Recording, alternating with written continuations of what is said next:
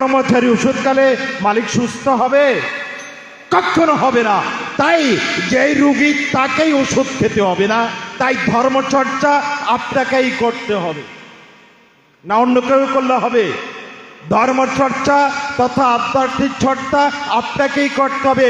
তাই ভগবান পঞ্চদশ অধ্যায়ে যেন ইঙ্গিত দিলেন, কঠোর বৈরাগ্য সাধন সে আমার নয়, অসংখ্য বন্ধন মাঝে লভিব মুক্তির স্বাদ। কঠোর বৈরাগ্য সাধন এই মনে হয় কলিকালে সম্ভব নয়। তাই অসংখ্য বন্ধনের মাঝে লভিব মুক্তির স্বাদ। আমি কে? আই এম সোল, আমি আত্মা। ম্যান ইজ মর্টাল, মানুষ মরণশীল, বাট সোল ইজ ইমর্টাল। তাই মনুষ্য দিয়ে আত্মা মোর।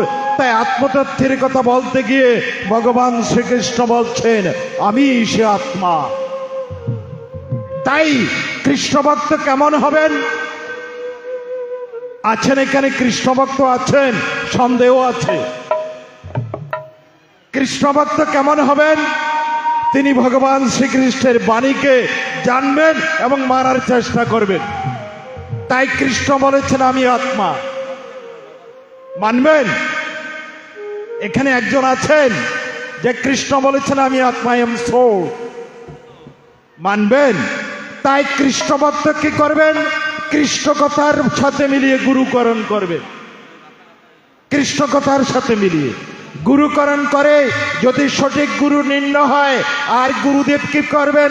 দীক্ষা গৃহে এই যে কপালের মাঝখানে আমরা একটা বিন্দু দিই, ভ্রুমধ্যে ঋষিকেশ বা কেশব বিন্দার।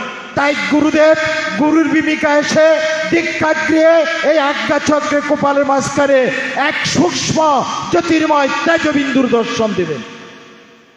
তোমার দেহটা মন্দির, এই দেহ মন্দির ভগবান সূক্ষ্ম জ্যোতির্ময়ের উপর রূপে অবস্থান করছেন। তাই গুরু কৃপা করে সে আজ্ঞা চক্রে সূক্ষ্ম জ্যোতির্ময় এক তেজবিন্দুর দর্শন দিবেন। এবার শিষ্যগুলো গুরুকর্ম আরম্ভ করলো। তখন এই দেহটাকে মন্দির বানিয়ে দেহের মাঝে ওই আজ্ঞা চক্রে সেই মনস্থাপনের চেষ্টাগুলো ব্রুজুগলে। মন যাচ্ছে না, মন ছড়িয়ে ছিটিয়ে যাচ্ছে না। তখন অনুভব করলো, আমি দেহ, আমি দেহ। এই দেহটা অনিত্য। এই দেহের মাঝে গুরুদেব যে নিত্য পদার্থ, নিত্য জ্যোতির্ময় দর্শন দিয়েছেন, সেটাকে অনুসন্ধানের চেষ্টা করে। তাই কি করেন? কৃষ্ণ ভক্ত, গীতার ভক্ত, গীতার সাথে মিলিয়ে গুরুকরণ করে। এই প্রথমে জানেন দেহ আমি, দেহ আমি অনুভব করেন দেহটা অনিত্য। তাই দেহের মাঝে আত্মনিত্য, তাই অনুসন্ধান করেন। দুইটা আমি হয়ে গেল, একটা দেহ আমি, আবার দেহের মাঝে আছে আত্ম আমি। এবার এই দেহটাকে ব্যবহার করে ওই আত্ম আমিকে জানার চেষ্টা করে এক সময় যখন সফলতা লাভ করে, তখন কি করেন? ওই গীতার সাধক কৃষ্ণ ভক্ত কি করেন? ওই অনিত্য আমিকে ওভারটেক করে, নিত্য আমি আত্মাকে ওভারটেক করে তখন সময় আমিতে সোহং আমিতে পৌঁছে যান। তখন সাধক হয়ে যান পরমহংসদেব। আজ পর্যন্ত যে সমস্ত মহাপুরুষ পৃথিবীতে প্রকট হয়েছেন, যে সমস্ত মহাপুরুষেরা পরমহংসদেব উপাধি লাভ করেছেন, তারা কৃষ্ণ কথার সাথে মিলিয়ে ওই সাধনা করে যখনই জানলেন দেহ আমি অনিত্য, আত্মা আমি নিত্য, এই দুটাকে ওভারটেক করে তখনও হয়ে যান সোহং আমি।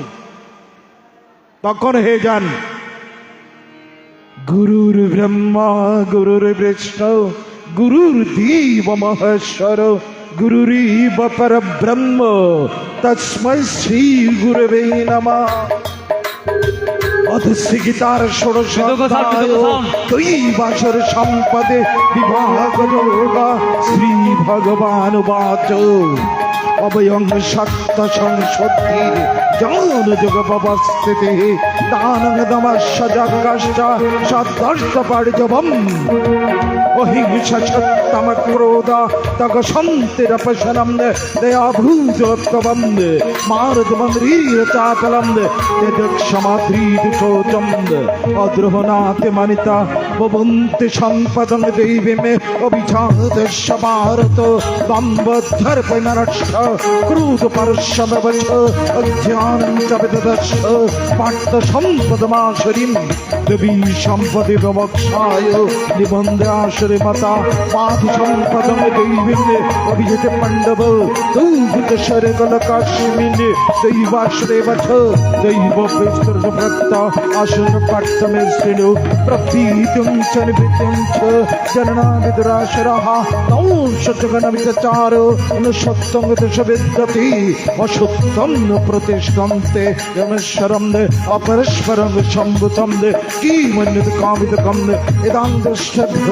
নষ্টদ্বয় প্রমুত কর্মার চ জগত হিতা কমবস্ত্রী দুষ্করম দ্বন্দ্বমার্বিতা মহদ্গ্রহণ প্রবদন্ত শুচিব্রতা চিন্তাম পরিময়ম চ ফলয়ন্ত বস্ত্রীতঃ কামক পরিমা ইধাবত নিচ্ছিতা আশা ভদ্রতা কাম ক্রোধ পরেণ ইহন্ত কামবগর্ধম অন্যায়নর্থ সঞ্চন ইদমধ্যমালথম ইমম তস্মনরথম ইদমস্ম ভবিষ্যতি পুনর্ধনম ওম নমো ভগবতে বাসুদেবায় অশ্বময় হত শত্রুরে অনুষ্ঠি ঈশ্বর মহামভি সিদ্ধম বলবান সুখী আর্যগণমস্তি সদৃশ্যময়া দক্ষমদিশ্য যজ্ঞনি ভবিতা অনিক চিত্ত বিভ্রান্তা বহু জল সমপ্রীতা প্রসক্তা কামভোগীষু পতুন্তি নরকশচ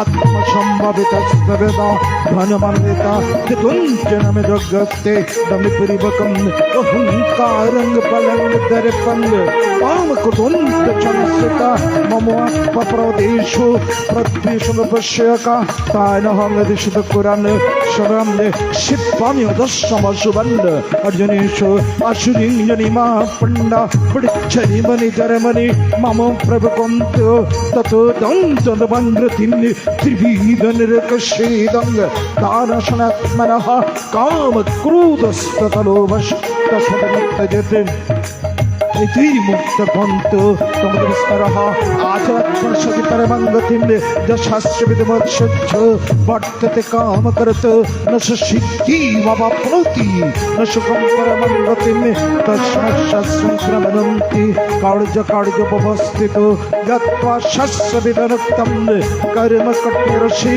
ওম ব্রহ্মারে পরম ব্রহ্ম হবিরে প্রেমান্দ ব্রহ্মণাহুতম ব্রভীবতীন গন্তেবং ব্রহ্ম কর্ম সমাধিনা তৎসতে শ্রীকৃষ্ণ অর্জুন সংবাদে দৈবাসুর সমীকর শ্রদ্ধায়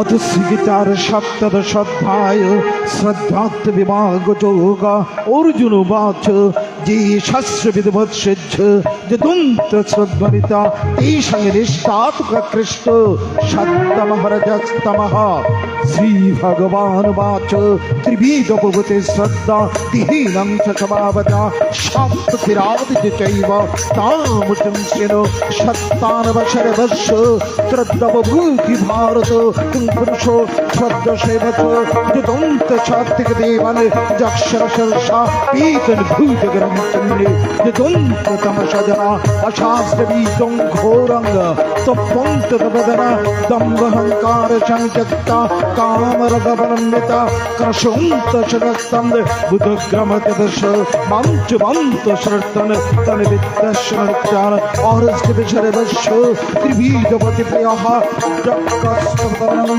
তেষাং শিরো আয়ুষত্ববলারোগ্য সুখপতি বিবর্ধন রস্যাস্তিক্তাস্তিরারোগ্য আহার সত্যক্রিয়া কঠুঅম্ললমনাদক্ষ তীক্ষ্ণ রুক্ষবিদহীন আহার বিশ্রেষ্টা দুঃখ সুখময় ব্রত জাত জমনগতর সঙ্গে প্রতি পূর্বন্তি চঞ্চতে উচ্ছিষ্ট জবেদন্দ্য ভজনং ক্রমশ প্রিয়ম কপলাকবিযোগ্য উদীর্যতে তস্মরু সমাদর সাত্বিকঃ অভিষেদকরং তম সম্রাট যাতে ইজ্জতে বরদ শ্রেষ্ঠ তম জগমিদরদের সামনে বিধি বিনম সৃষ্টানন্দে বন্ধন দোষানন্দে শ্রদ্ধামৃতম জগঙ্গে তমচম প্রচক্ষতে দেবদী যুগুরু প্রাজ্ঞ উজ্জ্বলং শতমার্দবন্দে ব্রহ্মচরিং ছ শরীরং তপচ্যতে অনুদ্বিগ্নকরং বাক্যং সত্যং প্রীতং চ যাতে সাধং চৈব পাঙ্গং তপচ্যতে।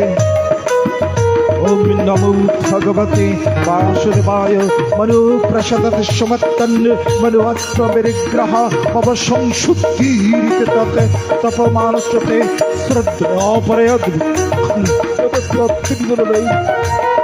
अदलकाजुक्ते शात्विकं प्रचक्षते सत्कार्यदार्थं तब धम्मेन चैव जाते क्रियोपति प्रक्तं रजसञ्चलं ध्रुवं गुडिगणात्मन जाते प्रेतपं वृषच्छदतं कामसुदरितं तातिव्रतानं तीर्थविकारिणे दिशिकालचपत्री च तत्तारं सुदितं जप्तप्रतृक्तं फलबुद्धिशपुनः दीयतिपरिकृष्टं तद्दनस्फीतं अधीश्वेतपत्रसुविदीयते अशतगतं तत्कामसुदरितं ओम तस्सदिदेशो ब्रह्महितः ब्रह्मदास्य जगच्छ पीतप्र तस्मात् मितदारित जगोता तपक्रियः प्रबुद्धं विदन्त शततं ब्रह्मवदिनं तदिवनुसन्दाय परं जगतपक्रिया दानक्रिया विदाश्च विविधकीर्तिमोक्षकाङ्क्षिभिः ओम नमो भगवते वासुदेवाय। सद्भावे सद्भावे च सद्यपच्यते प्रशस्त कर्मता सत्शब्द पठ्यते यज्ञे तपस्वी ज्ञानितच्यते कर्मचिकित्सते अश्रद्धयाहुतं दत्तं तपस्तप्तं कृतं च जाते असाधुच्यते पाठ्य ओम ब्रह्मार्पणं ब्रह्मसदिरे ब्रह्माण्डब्रह्मणाहुतं विभक्तिनगन्तेवं ब्रह्म कर्म समाधि ओम तत्सते श्री कृष्ण दिन संवादे श्रद्धात्मक सप्तदशोऽध्याय।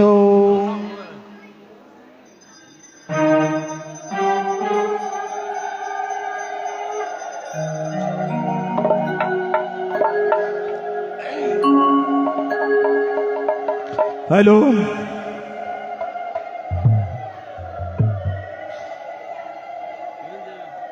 हेलो যিনি কৃষ্ণ ভক্ত হবেন তিনি শুধু কৃষ্ণের বিগ্রহের মধ্যে সীমাবদ্ধ থাকবেন না, তিনি কি করবেন? কৃষ্ণের বাণীকে নিজ জীবনে প্রতিষ্ঠিত করার চেষ্টা করবেন।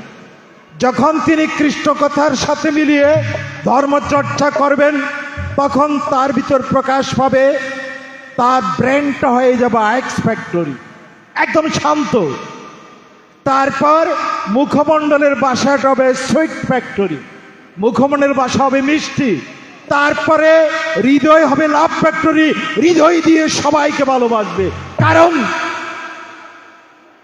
এক ব্রহ্মে বহুরূপী বিরাজ করছে, প্রত্যেকটি দেহ এক একটি মন্দির, সেই মন্দিরে তিনি স্বয়ং বিরাজ করছেন আত্মরূপে। অথচ আমাদের ধর্মের একটা নিকৃষ্ট অধ্যায় যুগ যুগ থেকে অনাদিকাল থেকে প্রবাহিত হয়েছে হিন্দু হিন্দুকে ঘৃণা করে। আমাদের সনাতন ধর্মে এটা একটা দুর্ভাগ্য, হিন্দু হিন্দুকে ঘৃণা করে। অথচ ভগবান শ্রীকৃষ্ণ বলেছেন আমি প্রত্যেক দেহে প্রত্যেক জীবতে আত্মরূপ অবস্থান করছে। তাই কাউকে যদি ঘৃণা করা হয় স্বয়ং কৃষ্ণকে ঘৃণা করা হয়। পাপী তাপী যত প্রাণী আছে সবার মধ্যে ভগবান আত্মরূপে অবস্থান করছেন। আর আমাদের ধর্মে তো এটাই প্রমাণ, আমরা দাদা সঙ্গুলে তিলক সেবা করে থাকি। দেহটাকে মন্দিরে রূপান্তরিত করে ব্রহ্মদেব ঋষিকেশ বাহুতে বাসুদেব, কণ্ঠে পুরুষোত্তম, হৃদয়ে মাধবস্থতা না। তাহলে প্রত্যেক দেহের মাঝে আপনি গরু ছাগল কুকুরকে কি তিলক সেবা করান? আপনি নিজের দেহের মধ্যে তিলক ধারণ করেন। সেই তিলক ধারণ করার মানে আপনি সত্যকে প্রমাণ করেন আপনার দেহের মাঝে তিনি আছেন। কিন্তু দুর্ভাগ্যবশত তা মানতে রাজি নয়। তা মানলে তো একজন একজনকে ঘৃণা করতে পারে না। কারণ এই চিহ্নগুলা কাল্পনিক নয়, এটাতে বাস্তবতা আছে। ওই যে ভ্রূমধ্যে ঋষিকেশ, মানে আপনার কপালের মাঝখানকে বিন্দু ধারণ করলেন, সেখানে তার অবস্থান আছে। তাই যারা গীতার সাথে মিলিয়ে সাধনা করে এই দেহটাকে মন্দির বানিয়ে দেহের মাঝে আত্মরূপী ঈশ্বরকে উপলব্ধি করে, তিনি যখন গুরুর ভূমিকায় এসে যান তখন শিষ্যের দেহের মাঝে ওই আজ্ঞা চক্রে দর্শন দেন। সেখানে মূর্তি ফটো কাজ করে না, করে যারা এখানে আত্মদর্শন লাভ করেছেন তারাই বুঝতে পারেন ইসলাম ধরে আল্লাহ নিরাকার, আমাদের ঈশ্বরই নিরাকার। ওই যে প্রমাণ, ওই দেহের মধ্যে তিনি আছেন আত্মরূপে, যৌথ রূপে। তাই ভগবান শ্রীকৃষ্ণ বললেন জীব আমারই অংশ, এটা একটা খণ্ডিত অংশ নয়। আপনার আমার দেহের একটা হাত কেটে খণ্ডন করা যাবে, কিন্তু ভগবানের সাথে জীবের খণ্ডন করা যাবে না। এটা একটা আলো খণ্ডের মতো হয়ে যাবে, সূর্যের আলোকে আপনি খণ্ডিত করতে পারবেন না। তাই জীবাত্মার সাথে পরমাত্মার খণ্ডন করা যাবে না। এবার আসুন আমরা সবাই কৃষ্ণ ভক্ত হই, কৃষ্ণর ভক্ত মানি, ওই কৃষ্ণের কথাকে মানি এবং কৃষ্ণ কথার সাথে মিলিয়ে কিছু ধর্মচর্চা করি। তখনই বুঝতে পারবেন এই জগতের অনিত্যতা, এই অনিত্যতার মাঝে একমাত্র আত্মাই নিত্য। তাই সকল ধর্ম সে আত্মাকে অনুসন্ধান করছেন। একজন ইসলাম সাধকের যখন সঙ্গ করবেন, তার সাথে যখন আলাপ করবেন, তিনি কাকে অনুসরণ করছেন? মন্নারাপনাবসাহ পাগাদার পর আব্বাহ, যিনি নিজকে জেনেছেন তিনি দুনিয়ার মানে করে নিজ মানে আত্মা। কিছু যুবক দেখা যাচ্ছে তারা বুঝতে পারবেন, হয়তো বয়স্করা বুঝতে পারবেন না। তাই কোন খ্রিস্টান ধর্মের সাধকের সাথে যখন আপনি আলাপ করবেন, তিনি বলবেন নো দ্যায় সেলফ, নিজকে নাও। আর কোন বুদ্ধর সাধকের সাথে আলাপ করেন, বুদ্ধং শরণং গচ্ছামি, ও বোধি লাভ করো, আত্মজ্ঞান লাভ করো, আত্ম অনুসন্ধান করো। আর কোন সনাতন সাধক সে বলবে নো দ্যায় সেলফ, নিজকে জানো। কারণ কৃষ্ণ বলেছেন আই এম সোল, আমি আত্মা। মানবেন? এখানে এমন কোন কৃষ্ণ ভক্ত আছেন কৃষ্ণের বাণীকে মানবেন? মৃত্যু নিশ্চিত। মৃত্যু মানে আপনার দেহ থেকে ওই যে শক্তি চৈতন্য সত্তা পৃথক হয়ে যাবে। এটা কেমন পৃথক? এক কলসি জল নিয়ে আপনি যখন পুকুরে ডুবাবেন, বাইরে জল ভিতরে জল, তাই সর্বত্র তার উপস্থিতি। এটা সাধনায় প্রবেশ না করলে কিছু বোঝা যাবে না। তাই এখন কৃষ্ণরূপী আত্মা, কৃষ্ণরূপী আত্মরূপী কৃষ্ণকে প্রণাম করব। কোথায় যাব? মন্দিরে যেতে হবে? যেতে হবে না। তাই প্রত্যেক এখানে যারা উপস্থিত থাকেন, প্রত্যেক দেহ একটা মন্দির, আর দেহ মন্দিরে সে ভগবান আত্মরূপ অবস্থান করছে। তাই আত্মরূপী কৃষ্ণকে প্রণাম করতে গিয়ে সবার চরণে জানাচ্ছি শুভ প্রণাম, শুভ প্রণাম, লও লও প্রণাম। এখন শ্রীগীতার